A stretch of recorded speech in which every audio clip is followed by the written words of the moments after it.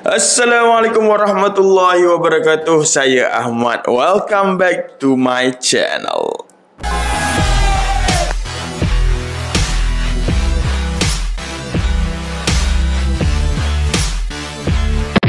Okey, Alhamdulillah, terima kasih diucapkan kepada anda yang masih setia bersama dengan saya. InsyaAllah hari ini saya nak sambung kisah dari buku Ustazah Basikal. Buku yang mengisahkan tentang pengembaraan saya bersama dengan Ustazah mengembara berbasikal bermula daripada Malaysia, Thailand, Myanmar, India, Nepal, Pakistan, China, Kyrgyzstan, Kazakhstan, Uzbekistan, Afghanistan, Iran, UAE dan Arab Saudi selama 15 bulan, dan kami hanya bermula dengan RM1,900 sahaja. Baik, bagi siapa yang belum subscribe, please subscribe, dan tanpa kita lengahkan masa lagi, jom kita sambung cerita.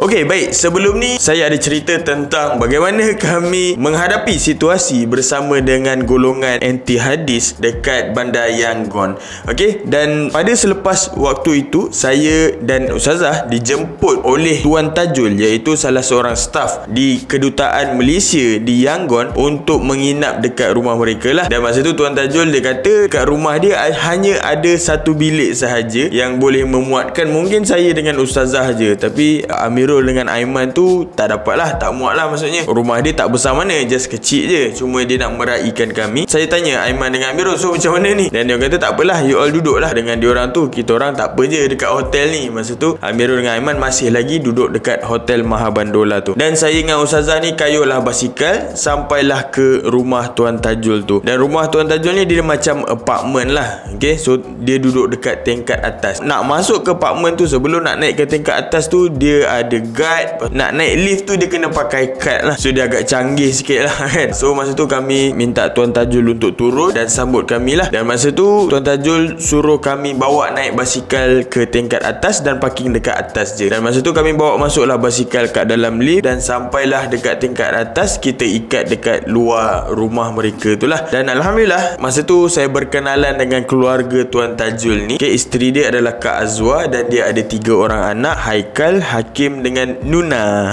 Dan mereka ni, kami cepat rapat lah dengan anak-anak Tuan Tajul ni, sebab mereka ni senang mesra dengan orang yang mungkin senang mesra dengan orang yang tak dikenali macam kami ni lah. Dan masa tu saya ni jadi pula budak-budak main dengan diorang semua. Happy lah, diorang panggil saya Pak Ngah masa tu. Okay. Dan masa tu kami bersama-sama dengan keluarga Tuan Tajul ni lah, kita sahur sama-sama, kita buka sama-sama pada waktu tu. Dan hari yang pertama kami sampai dekat rumah Tuan Tajul tu, malam tu kami kurung diri dalam bilik lah, sebab pada waktu tu ada interview dengan Astro Oasis, iaitu program Salam Duha dia. Dan masa tu kami prepare, buat preparation untuk kita recording untuk Salam Duha, dan mereka update hari berpuasa. Tengok apa tu? Saya tengah membuat skrip jawapan untuk soalan yang diajukan oleh rancangan Salam Duha. Oh, Salam Duha. Salam Duha. Besok hari berpuasa.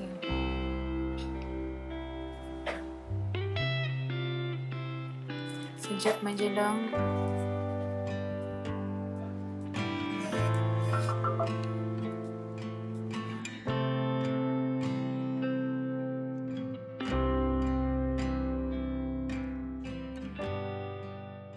Dan apa lagi yang kami buat dekat rumah Tuan Tajul ni adalah kami masak sama-sama untuk juadah berbuka, untuk sahur bersama-sama. So seronok lah duduk kan. Bila kita duduk dekat rumah orang Malaysia ni, kita boleh dapat lagi makanan orang Malaysia kan, masakan orang Malaysia. Seronok lah pada waktu tu.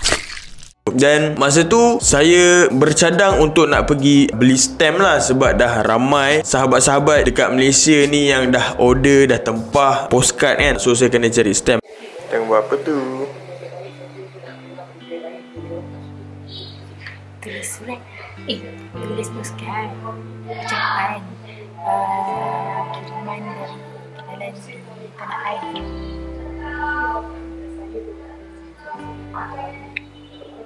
Dan ini adalah kali pertama lah kami jual postcard untuk tambah sedikit dana kami dalam pengembaraan ni lah, dalam perjalanan. Saya tak tahu sejauh mana orang kata sambutan daripada rakyat Malaysia, sahabat-sahabat yang saya post dekat page Facebook Kembara Muru Hikmah pada waktu tu. Dan Alhamdulillah masa tu saya pun pergilah keluar mencari stamp. Dan sebelum tu saya tanya pada Amirul, bila kita nak cross India ni? Dan Amirul cakap dia punya visa dengan Aiman belum ready lagi, tak siap lagi lah. So mungkin dalam masa seminggu kita akan cross ke India. Dan masa tu saya cakap, Amirul, okey lah kalau macam tu, kita orang ni pun tak tahu nak buat apa seminggu ni kan. So masa tu saya tanyalah dengan Tuan Tajul, dengan Kak Azwar lah, kat mana tempat yang best dekat Myanmar ni yang kita boleh singgah dululah, mungkin dalam masa 3-4 hari sebelum kita nak cross ke India. Dan masa tu Kak Azwar dicadangkan untuk kami pergi ke Bagan dulu, okay, Old Bagan. Sebab Old Bagan ni adalah satu tempat yang dah diiktiraf oleh UNESCO. Okay, dekat sana ada banyak tempel-tempel lama yang cantik lah view dia. Kalau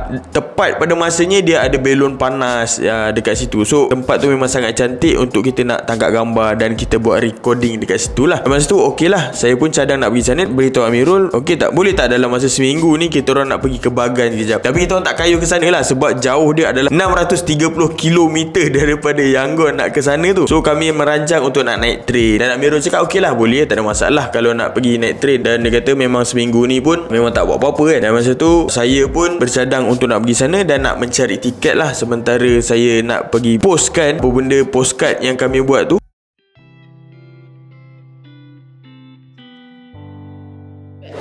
$2,500. Yes. Oh, there's a change stamp. Oh, change stamp. 2,000.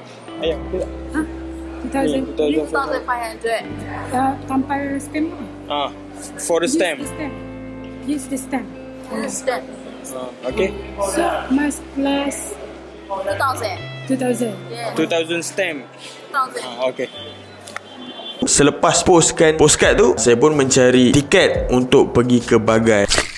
Dan masa saya tengah nak pergi mencari tiket, dalam perjalanan nak pergi mencari tiket, saya ada jumpa ada seorang lelaki ni, dia pakai baju warna biru, yang belakang dia ada logo Barisan Nasional. Okay, so saya cakap, sampai ke sini kan pengundi Barisan Nasional ni ada kan. So benda tu agak janggal dan agak kelakar jugalah bagi saya. Okay, dan masa saya, mungkin lelaki ni dia pernah bekerja dekat Malaysia, sebab tu dia pakai baju Barisan Nasional tu lah. Okay, dan seterusnya adalah waktu saya nak membeli tiket. Pada waktu tu saya agak blur juga macam mana nak beli tiket train ni kan. Dan Alhamdulillah saya dijumpakan dengan seorang lelaki yang nak bantu saya untuk beli tiket, dan dia boleh cakap bahasa Inggeris lah pada waktu tu. Dan dia bawa saya pergi ke kaunter dan tanya, dan saya nak pergi ke Bagan tu pada keesokan harinya, kalau boleh malam lah. Sebab saya tahu bila tengok dalam Google Maps, kalau naik kereta dalam 8 jam setengah baru sampai. So anggaran saya kalau saya pergi pada waktu malam, sampai sana waktu subuh lah kalau 8 jam tu.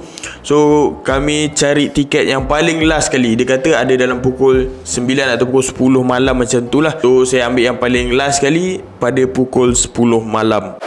8 or 9 p.m. Okay? Okay? Okay. 809. No. Huh? 8 or 9 p.m. 8 or 9 p.m. Okay. 现在国内好点了。现在可以特，国内可以特门了。8 or 9 p.m. they said. Kalau dia jadi yang baru dia. Okay. Play center, okay. Dan Alhamdulillah bila dah beli tiket tu, okay, harga tiket untuk nak pergi ke Bagan daripada Yangon tu kami ambil yang paling murah lah. Okay, dia ada juga yang sleeper punya, ada yang tempat untuk nak tidur, ada yang biasa-biasa. So saya ambil yang biasa-biasa lah. Yang biasa-biasa ni harga dia murah gila lah. Dalam, kalau kita tukar dalam duit Malaysia, dalam harga dia dalam 4,500 cat untuk seorang. So kalau kita tukar dalam duit Malaysia tu dalam RM10 je. Kalau dua orang adalah RM20 lah. So agak murah. Dan saya tanya macam mana nak bawa basikal, dan dia kata masa nak bertolak nanti tanya kepada kaunter macam mana nak tanya pasal basikal, sebab basikal ni kena hantar dekat gerabak barang-barang lah. Dan masa tu saya cakap tak ada masalah dekat situ. Dan saya pun balik. Dan bila saya dah balik, saya beritahu lah Kak Azwar dengan Tuan Tajul ni yang kami akan pergi ke Bagan, dan kami nak tinggalkan sedikit beg dekat rumah mereka. Kita tak bawa lah semua beg kan, sebab banyak kan beg kami tu. Kami hanya bawa beg yang kami perlu sahaja pada waktu tu. Sebelum kami bertolak tu, kami sempatlah belajar macam mana cara buat capati dengan Aunty Padma. Okay, Aunty Padma ni juga dia adalah warga Malaysia. Okay, warga Malaysia yang duduk dekat Yangon tu juga. Dan suaminya saya tak pasti, suaminya rasanya bukan bekerja dengan kedutaan, tapi suaminya bekerja dengan telco dekat Myanmar ni. So mereka ni rapat lah, Aunty Padma ni dengan keluarga Tuan Tajul ni dah rapat lah. So Aunty Padma ni datang, dan masa tu kami minta Aunty Padma ni ajar, sebab kami ada tepung atar ni, dan setiap kali kami buat dia jadi biskut. So kami nak belajar cara macam mana nak buat capati ni. Waktu tu Aunty Padma ni dah ajar macam mana cara dia buat. So agak complicated jugalah kalau nak dibandingkan dengan kami. Simple je, bancuh-bancuh pakai tepung, masukkan air, lepas tu try untuk nak goreng, tapi tak jadi kan. So alhamdulillah ending dia jadilah. Ending dia Aunty Padma tu buat jadi.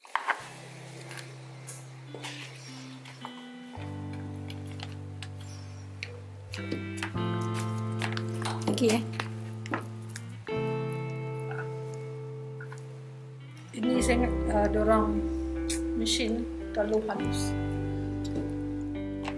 Kalau kami dia ni dah jadi dua sekarang.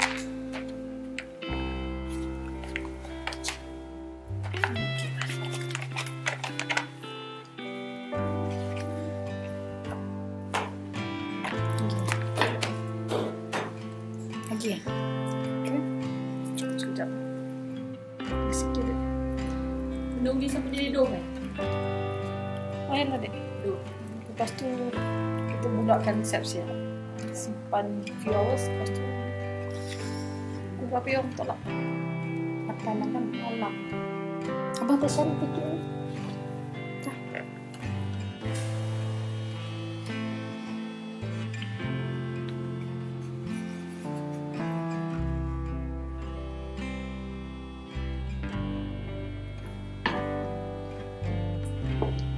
Kalau yang tepung biasa guna apa, tepung putih tu.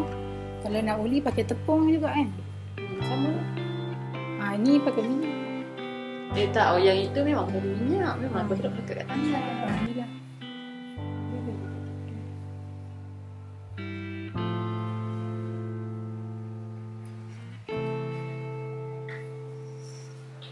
Ini bukan dari Malaysia, dari Yangon. Capati dari Yangon.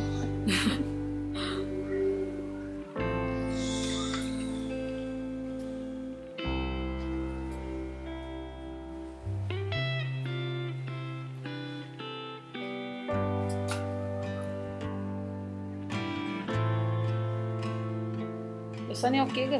Nak kecil-kecil. Okey tu.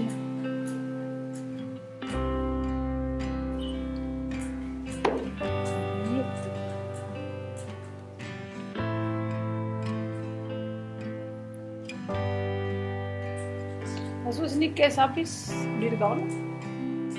Saya kata bagi tahu dia. Semua ada buat.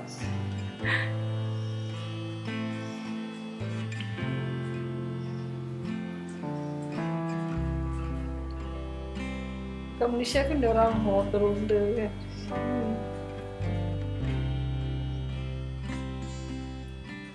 Itu buat macam tu sampai macam mana tu maksudnya? Kalau kita buat macam ni, baru dia bulat. Kalau you letak macam dia sana sini, ada map. Kena buat macam ni. Tadi kan Macam mushroom. Kita nak ke dalam tu.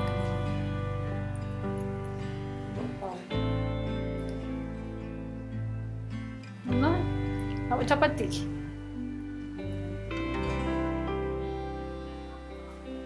Boleh dah. Try lah.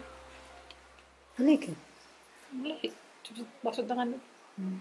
Dan kami jadikan sebagai bekalan kami untuk kami makan waktu sahur ataupun berbuka kat dalam train lah pada waktu tu. Sebelum pukul 10 malam, saya dengan Ustazah kami kayuh basikal daripada rumah Tuan Tajul sampailah ke train station. Pada waktu tu dah memang dah malam lah. Dan masa tu agak sedih jugalah apa yang kami nampak dekat kawasan stesen tu kan. Kami nampak ada beberapa keluarga yang tidur dekat kawasan stesen tu dengan mengalaskan kotak, okay? Ada anak-anak mereka kecil-kecil kan. So masa tu menyebabkan menyebabkan saya rasa, ya Allah, bersyukurnya lah aku duduk kat Malaysia ni kan, masih ada lagi rumah untuk nak duduk, masih ada lagi makanan yang sedap-sedap kan. Walaupun rumah kecil, walaupun agak panas, tapi kita masih selesa lagi lah dekat Malaysia ni berbanding dengan mereka ni yang tidur bergelimpangan, yang kita tak tahu mereka ni selesa ataupun tak kan. Dan masa tu kami tunggulah pukul 10 malam dan memang stesen tu penuh dengan anjing lah. Agak cuak juga nak tidur masa tu kan. Siap ada anjing gaduh lagi dekat stesen tu. Tapi itulah budaya dekat Myanmar. Dia tak sama kat Malaysia. Kat Malaysia mungkin ada guide yang halau anjing kalau anjing tu masuk kan. Dan masa tu kami tunggulah sampai pukul 10 malam dan alhamdulillah kami pun bertolak. Dan masa tu kami masuk ke train tu, train dia bukanlah ada span tempat duduk kan, RM10 kan. So dia tempat duduk dia dah lah tegak, lepas tu kayu. So itu je lah rezeki yang kami, yelah kami dah beli tiket murah kan, so dapatlah tempat yang keras macam tu. Dah lah nak menghadap tu 8 jam kan nak duduk dekat situ. Tapi tak ada masalah lah, kita ni traveller, semua kita redah je. Dan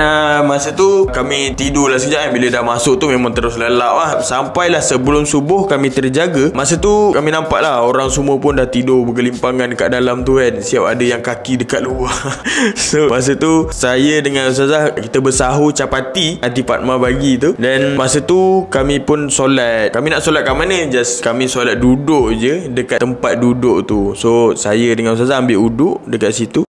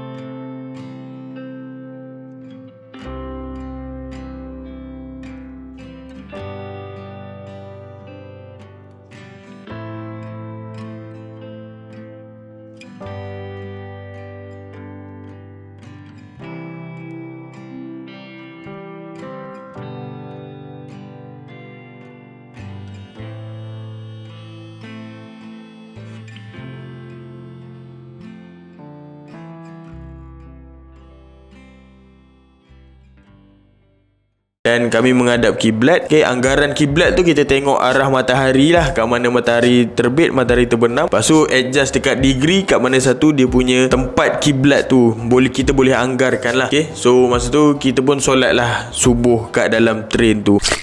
Dan selepas solat subuh tu tak buat apa-apa, kami pun sambunglah tidur kan. Lepas baca Quran selai muka surat, kita baca Yasin. Lepas tu kita pun sambunglah tidur kan, sebab tak tahu nak buat apa. So bila terjaga, ingatkan dah sampai dah, rupanya belum sampai lagi, jauh lagi. Kita tengok dalam maps lah, macam mana kita nak tahu kita dah sampai ke belum. Kita tengok dalam maps. Dalam maps tu kalau dia tunjuk, sebab apps yang kami guna adalah maps.me, so dia boleh track dekat mana kita dah sampai. So supaya kita tak terlepas lah. So kita tengok baru separuh perjalanan. Okay, pada pukul 8 pagi baru separuh perjalanan. So ada lagi separuh perjalanan. So sepanjang hari tu memang kami duduk kat dalam train tu lah. Kami tak buat apa-apa, kami just tengok gelagat diorang kan, naik turun. Ada yang menjual, okay, naik tu macam-macam makanan kan. Kita ni alhamdulillah lah si baik puasa kan, kalau tak nak rasa juga kan.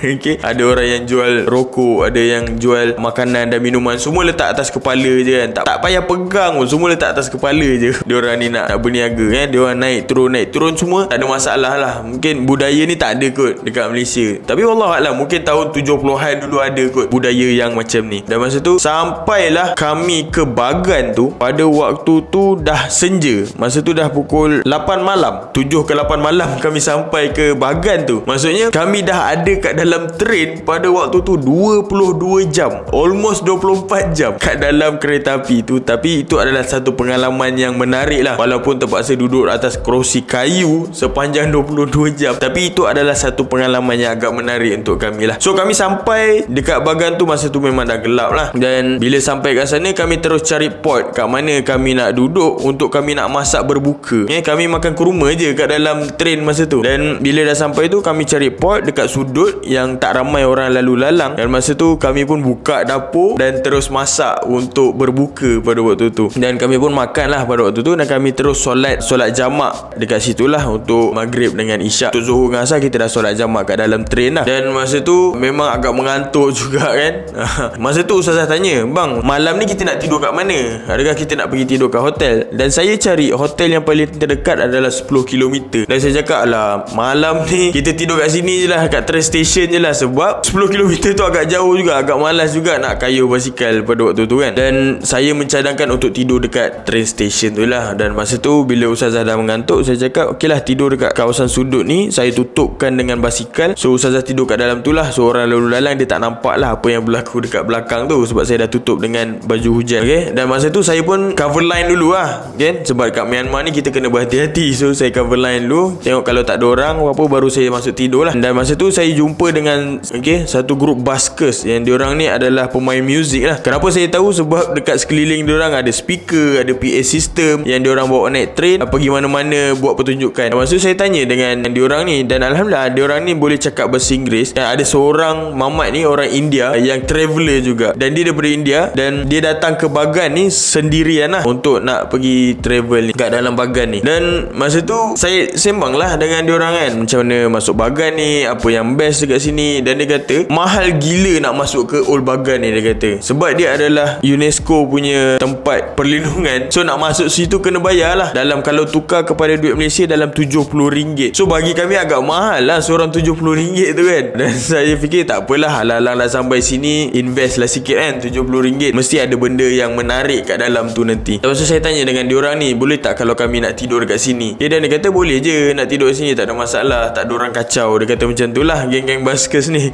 Dan saya pun okey lah, alhamdulillah lah, lega lah. Dan masa tu saya memang merancang untuk nak tidur dekat train station tu. Dan waktu tengah bersembang dengan diorang ni, datang pula polis pula yang datang masa tu. Dan dia pun tanyalah kepada saya, kepada diorang ni semua kan, daripada mana semua. Dan saya cakap lah, saya daripada Malaysia kan, datang ke Bagan sini. Dia tanya kami malam ni tidur kat mana, sebab kami ni turis kan. Dia tanyalah malam tidur kat mana. Saya cakap, masa tu dia tanya saya datang dengan siapa. Saya cakap saya datang dengan isteri, boleh tak saya nak tidur dekat train station ni. Masa tu dia tanya mana isteri, saya tunjuk lah dekat belakang basikal tu kan. Masa tu dia datang, lepas tu dia cakap tak boleh tidur kat sini ni, dia kata kena tidur dekat hotel lah. Masa tu saya cakap, ni dah malam ni kan, 10 km nak kayuh basikal. Kita bukan naik kereta ataupun naik motor, kita ni naik basikal, so agak jauh. Dan masa tu dia insist juga, dia tak bagi juga tidur dekat situ. So kami pun tak ada pilihan. Dan insyaAllah saya akan sambung kisah ni pada episod yang akan datang, macam mana kami di escort oleh polis pada waktu malam yang gelap tu untuk masuk ke Old Bagan, insyaAllah. So insyaAllah. Dan saya ada satu berita untuk anda. Setiap hari Khamis insyaAllah saya akan buat live di dalam channel YouTube ni berkenaan dengan macam mana kita nak jadikan 2022 adalah tahun terbaik untuk diri kita. Sebab alhamdulillah saya sepanjang pandemik ni Allah bagi saya rezeki yang melimpah ruah, dan saya nak kongsikan dengan anda macam mana anda juga boleh mencapai apa yang saya dah capai, alhamdulillah. So jumpa hari Khamis nanti. Sehingga kita berjumpa lagi, saya Ahmad. Assalamualaikum warahmatullahi wabarakatuh.